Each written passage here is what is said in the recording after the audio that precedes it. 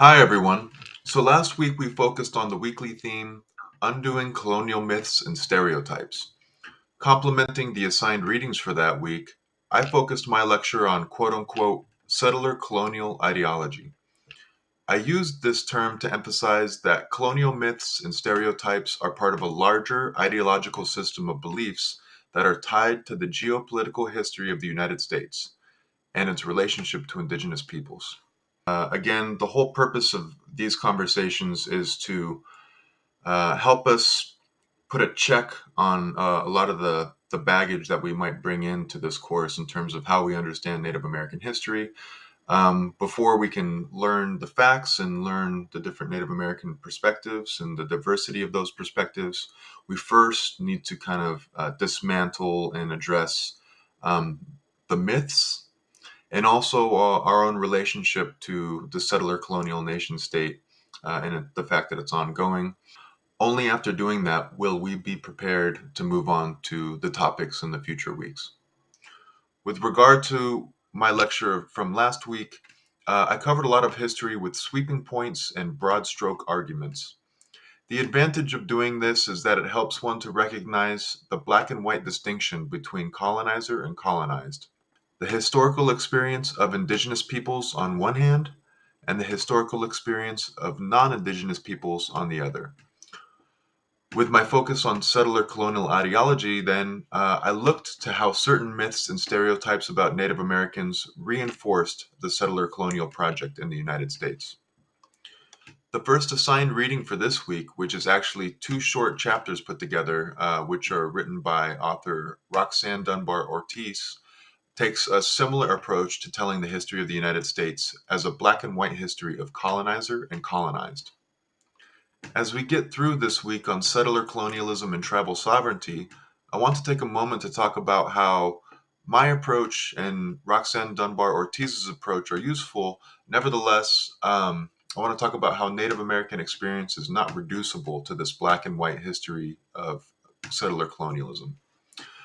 So, while sweeping points and broad stroke arguments have an upside, insofar as they clearly frame the problem of empire and colonialism, for example, the downside is that the framework presents a monolithic portrayal of Native American culture and politics, which is one of the things we're trying to avoid here. So, behind the black and white framework, there's a lot of nuanced issues and gray areas to recognize if we want to understand Native American experiences thoroughly. For one, focusing on the last few hundred years of political history in North America, tribal nations have not always been politically aligned with one another. In fact, they were often in competition with one another. And when Europeans came on the scene, many tribal nations aligned with European powers against other tribal nations as a means to advance their own interests. From a different view, in the several hundred years of non native peoples living in North America, there has been a lot of intermarriage between racial or ethnic groups. And there has been a lot of cultural exchange moving in all directions. So, to suggest that there are clear lines separating one ethnic culture from another, for example, is an oversimplification. Moreover, as I mentioned once before, Native Americans, like any other peoples, fall on all sides of the political spectrum. Hence, within this spectrum, many Native folks consider themselves as part of U.S. national culture. In this light, against the monolithic view of indigenous peoples as colonized peoples, we get into complex issues like ethnogenesis, cross cultural exchange, citizenship and assimilation, individual agency and identity, what we might pack up into the term complex personhood. In sum, as students in this course, we need to be able to see the black and white picture and the gray areas all at the same time. As Roxanne Dunbar Ortiz makes clear, the black and white history of settler colonialism in the U.S. is an objective representation of the past, and this relationship between colonizer and colonized did not disappear. Settler colonialism is an ongoing structure at the heart of the nationalist project that we call the United States. And even this nation state may not necessarily last in this form forever. So all of these things are fluid and contingent in history. That being said, tribal nations continue to fight for tribal sovereignty, and that fight is as important now as it has ever been. This black and white presentation of the historical facts, however, does not encapsulate all of what we might call Native American experience. I have mentioned the Roxanne Dunbar Ortiz readings. The other assigned reading for this week is by Kidwell and Belly, two authors who have a more nuanced discussion about tribal sovereignty and its relationship to the U.S. political system. Altogether, these readings will give us a comprehensive overview of the issues. For the rest of this lecture, as a pairing with Roxanne Dunbar Ortiz's chapters, I want to tell a story of the Native American genocide here in California, as it's something that everybody, especially those who live in the state, should know. So, to establish a little bit of historical context, in 1846 to 1848 was the Mexican American War. And the conclusion of that was that the United States took over what we now call the Southwest, states that are now called Arizona, New Mexico, parts of Texas, and going into California. So the treaty between Mexico and the U.S. that ended that war was called the Treaty of Guadalupe Hidalgo. And in that treaty were a bunch of provisions that transferred indigenous land rights from Mexico. Those are rights that the state of Mexico had given to indigenous peoples. So this leads into, in the year 1851, the United States annexing what was then called Alta California as part of the United States, making California the 31st state of the Union. So when this happened, the federal government of the United States wanted to go to California to reassess its land title relationships with indigenous peoples.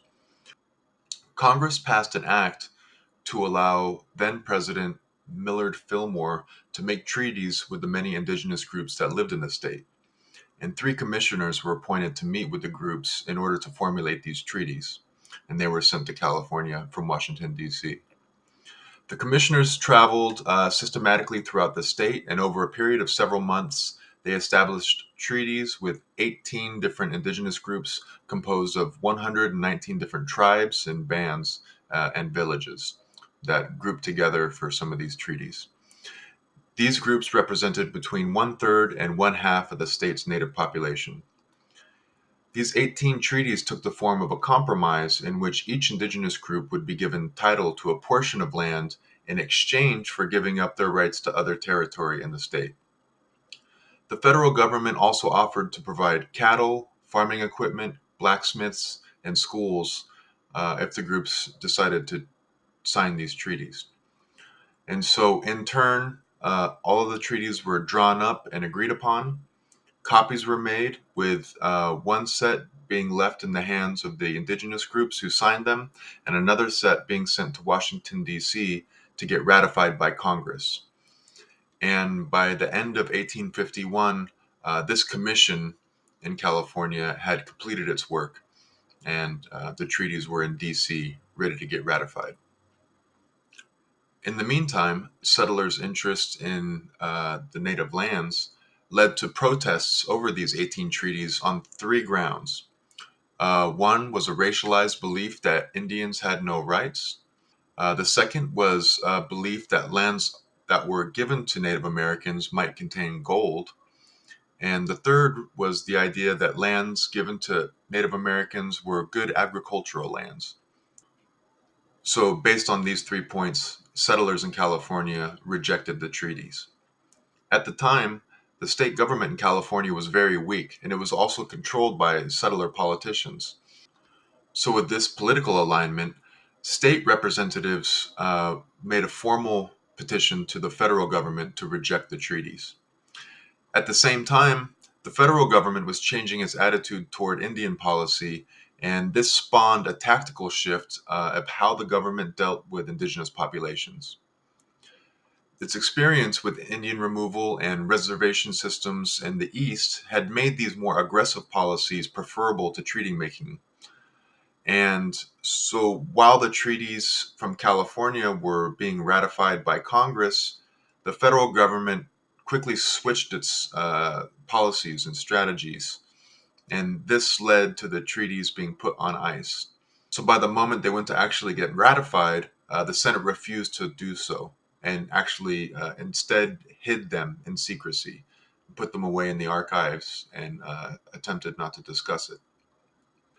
Back in California, Native Americans were beginning to suffer the consequences. Denied any rights to their traditional lands, and with no civil rights or protections that any settler would respect, despite the fact that land and citizenship had been secured in the Treaty of Guadalupe Hidalgo, Native groups in California were subject to dispossession and servitude, and this often led to malnutrition, starvation, disease, as well as cultural erosion and the breaking up of families and communities.